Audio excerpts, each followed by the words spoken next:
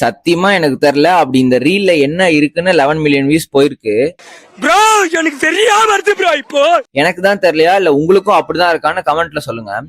உண்மையிலேயே மன உளைச்சலுக்கு ஆளாயிட்டேன்ப்பா இதை பார்த்துட்டு. மென்டல் டார்ச்சர்ல நீ எதனா எசுக புசுகா பண்ணிட்டு போய் உள்ள உட்காந்துலான்னு பாக்குறேன் ப்ரோ. கட்சியில நான் அதுக்கு தான் ப்ரோ ட்ரை பண்றாங்க. சரி, நம்ம கதைக்கு வருவோம். மக்களே எடுத்ததை முடிக்காம வரமாட்டேங்கிறதுல இன்னைக்கு நாள் 28.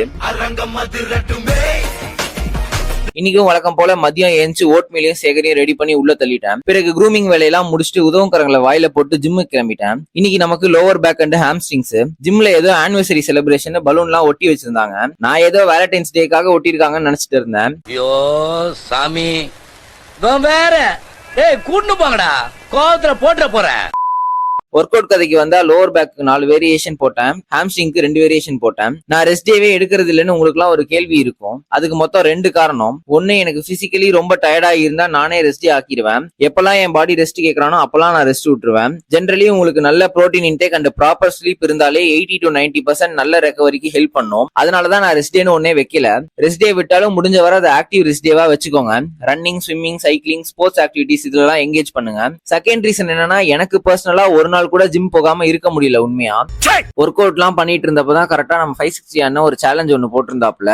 அதுல கரெக்டா நம்ம பசங்க நம்மள டேக் பண்ணியிருந்தாங்க. சரி நம்மளும் பண்ணுவோம் அப்படின்னு சொல்லிட்டு தம்புல தூக்கிட்டு உட்காந்துட்டேன். என்னமோ பண்றேன்டா அப்படிங்கிற மாதிரி தம்புல வச்சுட்டு முக்கிட்டு இருந்தேன். அழுவுறான்.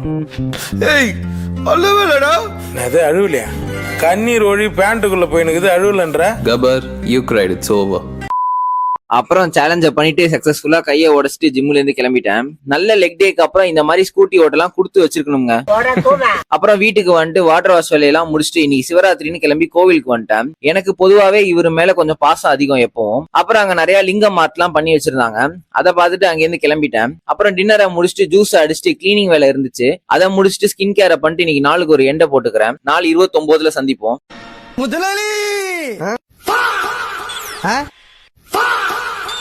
டயலாகா சொல்ல ஒரு அளவும் புரியல.